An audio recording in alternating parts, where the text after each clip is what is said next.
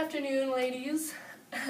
My name is Lauren Wood. I'm a senior here at Campbell High School, and today I'm going to be giving you guys a speech about bullying and why I think it should be taken more seriously in schools, as well as why I think children should be more educated about it.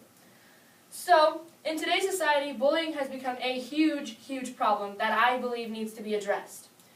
I hope that during this speech I open your eyes to the problem of bullying and show you some reasons how you can help implement a change.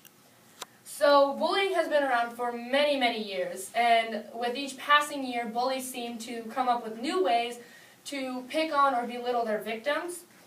And so, what is bullying? Bullying is defined as unwanted aggressive behavior among school-age children that involves a real or perceived power imbalance. So, what classifies a bully? According to StopBullying.gov, a bully is someone who makes threats, spreads rumors, attacks someone both physically or verbally, and purposely excludes somebody from a group. So, bullying can have numerous effects on people, both mentally and physically. And it doesn't just affect the bully and the victim, it also affects people around them. If people are seeing bullying happening, it's going to affect their attitudes for the day. So, bullying, like I said, can cause a number of mental health problems as well as thoughts or attempts at suicide. Along with causing mental health problems, bullying could lead to school violence. Does anyone know how many different types of bullying there are? No? Have any of you ever been in a bullying situation? And do you guys remember how that made you feel if you were in a bullying situation? It doesn't feel too great.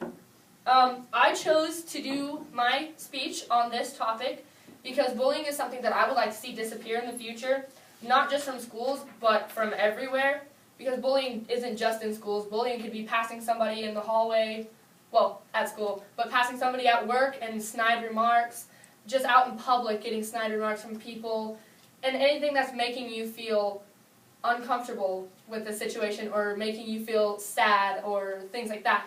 So a source that really helped me during this speech was StopBullying.gov. I gained a lot, pretty much most of my information from this site. Like I said, the topic of discussion for today is bullying, and I want to talk about bullying to hopefully give you guys a better understanding of what it is and how it can affect the people involved. I believe that education about bullying, how to talk to bullies, as well as how to prevent bullying, will aid in the extermination of bullying altogether. I hope that by the end of the speech you have gained more of an understanding about bullying, its effects, and as well as how you can aid in the prevention of bullying. Let's begin with the problem. So, like I mentioned, there are different types of bullying. So there's physical bullying, which is pushing and shoving, hitting, anything that involves any kind of contact. That's physical bullying.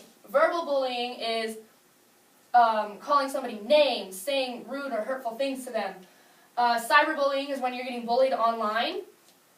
Relational aggression, that is bullying that goes on in a relationship, not just a sexual relationship or somebody that you're involved with, but your friendships as well. Just getting bullied by them or bullied by your significant other. There's sexual bullying, which ties in with sexual abuse and sexual harassment, things like that.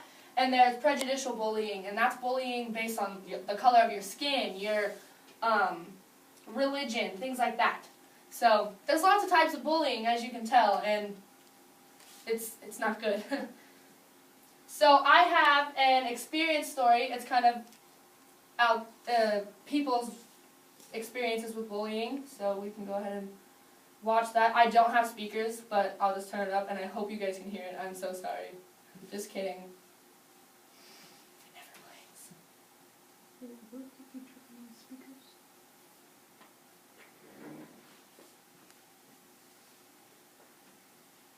Here's what we're going to do. I'm going to flip it around, and I'm going to full screen it, and I'm going to... It'll be okay. That's fine. We'll just roll with it. So, I hope everybody can see it. It's not necessarily about seeing it, but hearing it. So. Confrontations in hallways. It was pretty much directly face-to-face verbal contact. I was being called a name from my so-called friends. some person that I don't know slammed my head into the locker and called me a chink. And they just walked away. I was dealing with a lot of, acne problems. This guy, he would just call me pizza face in front of people. I was just walking through the cafeteria and someone called me a faggot. It was kind of like my whole body had chills and I didn't know what to do. They all giggled and laughed, and it actually was a word in Cantonese, and I don't speak Cantonese. I think now I would say, like, "Fei Mui." What they were calling me was little fat girl. This kid turned around to me with a Sharpie marker, and for all the classmates to hear, and it said, "Hey, Zach, bend over. I want to play connect the dots with your face." I was so embarrassed when it happened. Bullies made me feel so bad about my ethnicity. Like, I really did internalize that. It made me feel like I wasn't as good as anybody else. I didn't really know what is friendship if the people that you think you're close to are laughing at you. It was something that was really heartbreaking for my mom to see. I remember she just always looked so sad for me because I was just being myself, and me being myself meant that I was being bullied. You just have this fear in middle school, in high school, that you're going to be called that for the rest of your life. Now it's a word that I look back on and I use it to see how far I've come. I realized that that's not who I am. I haven't been that since I was, 13, 14 years old. No matter what people think, I can accomplish anything that I want. I was doing great things. I had great friends, a great family. I love my life, and I am more than just a little fat girl. That word does not define me. It never did define me.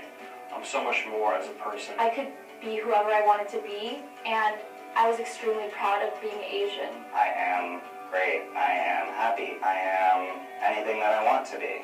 There's going to be a time where you realize that the thing that people target you for is actually your greatest asset. I recommend building a support system and help each other learn that you are more than those words. If you be yourself, and you grow up to be who you want to be, you're going to be a great person no matter what. You are so much more than any of the words that anyone could say to you.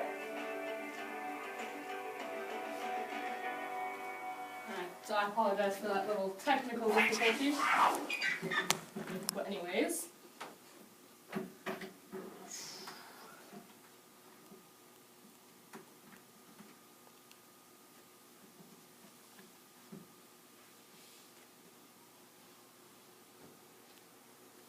Okay. So, moving on. So, with that story being shared, I know that kind of creates a lot of emotions and different feelings, and there were different kinds of examples of bullying, and there verbal bullying, prejudicial bullying, things like that. And so bullying has its effects. So bullying can cause depression, anxiety, feelings of sadness, loneliness, and hopelessness, and you can see changes in eating patterns, as well as sleeping patterns, health changes, and a change in their success in school. Like if somebody's being bullied, their grades might drop because they're not paying attention, or their mind is so boggled with what these people are doing to them, and it's just not letting them focus. So those were some effects of kids who are bullied. So there's also effects of kids who bully others. So kids who bully others are more likely to abuse alcohol or drugs. They can get into fights, vandalize property, drop out of school, engage in sexual activity early, receive criminal convictions or traffic citations as adults, or become abusive toward their spouse or children or other adults. And also bystanders that witness bullying, they are also affected by it. They are more likely to have an increased use of tobacco, alcohol, or drugs. They could develop mental health problems because of witnessing this, such as depression or anxiety, and they might start missing or skipping school in fear of becoming the bully's next victim. So, next we will talk about bullying and suicide. So, bullying can play a huge role in it can play a role in suicide, but it is not completely to blame for suicide. Mental health is a big problem amongst teenagers who attempt or complete suicide. And although bullying isn't completely to blame, it can play its role in thoughts, attempts, or completed suicide. Also, bullying can lead to school violence. So school violence includes fights on school property, both physical and verbal. Bullying is school violence. One might be carrying weapons on school grounds, whether that be a knife or a gun or something of the sort. Making threats against other students or staff members is considered school violence. That could be caused by bullying. And school shootings. And I know earlier this year we saw quite a few school shootings, and it's absolutely devastating to a nation to see something like this happen. But I believe that if bullying is contained and stopped in schools, it might help prevent these issues.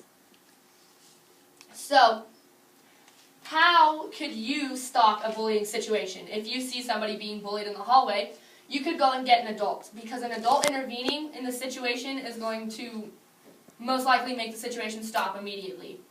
And if you feel like it is safe and necessary to do so, you could intervene yourself, like telling them, hey, that's not cool, like leave them alone. You saying something could get them to leave that person alone, maybe not forever, but for the time being, and you can get that person somewhere where they're safe. So, how might you go about reporting bullying? So, again, telling an adult, somebody who is of higher power and could deal with the situation. Talking to your friends about a situation, whether it be you being bullied or seeing a bullying situation. Because a lot of the times, if you see somebody being bullied and you go and talk to your friends about it, they might keep their eyes out for the situation, and if they see it happening, they'd be more likely to stop the situation. And talking to the parents of the students involved. If you see something going on, and if you've talked to your school officials and you feel like you need to go talk to their parents about it because you witnessed it firsthand, that is also a way to report bullying, to let the parents know what's going on. So, here's how you can prevent bullying. So, I believe that helping kids understand what bullying really is and how it can really affect somebody is a great way to help prevent bullying. And also education about bullying, like that ties in with the first one. Just educating them about bullying, what a bullying situation might look like, how it can make somebody feel, what it could lead to. Establish trusted adults. So that's something my school did, I think it was this year. We wrote on a piece of paper 3 adults that we trusted that we would go to with certain situations. And I think that helped me a lot because it made me actually want to talk to these adults about what was going on. Check in with people. It's a simple question asking how their day's going. How are you? Like, how are you doing? Checking in with them is going to make them feel more trustworthy of you, being able to talk to you. Encourage others with positivity. Don't be negative. Don't spread negativity around because that's just going to make the bullying atmosphere even worse if you're the one doing the bullying. Smile. Spread your smiles because smiles are contagious. So, with all that being said, imagine this. So, we educate kids in school about bullying. We get them to fully understand what bullying is, how it can affect somebody, what it can lead to. And the bullying you see in your school starts to decline.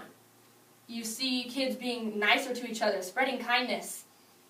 But also think about this. We don't tell kids at all about bullying. We don't educate them. We just let it happen. And the bullying rates are going to rise, and more kids are going to become involved in the bullying. So, because of bullying, many kids develop anxiety and depression or other mental health problems, and these mental health problems could cause a number of other problems for a person. So, their success in school might decline, and they could start getting bad grades, their attendance could be spotty, but with education of bullying and making kids more aware of what it really is, these kids might start focusing more in school instead of focusing on the bullying that's been going on. They might start wanting to come to school, waking up in the morning, with a want to come to school and learn, and not without a fear of being bullied and harassed all day. And they might actually genuinely be happy again.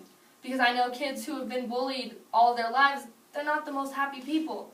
Because all they do every single day is get picked on, belittled, everything. So, with all that being said, I hope that during this speech, you have learned why bullying is such a huge problem today. Bullying is often overlooked and not taken very seriously in schools like it should be. I strongly believe that bullying needs to be taken more seriously in schools. And there are many different types of bullying, like I said before, and they can also have a number of effects on people. There are kids out there who are crying out for help because they're being bullied every single day, but they don't know how to properly report bullying. Although suicide is not completely to blame for, or although bullying is not completely to blame for suicide, it can still play a huge role. And as well as with school violence, bullying can play a huge role in school violence. But with that, mental health is also a problem there as well. Something that I would love to see happen in my school is a share-out project. So what this basically is a group therapy.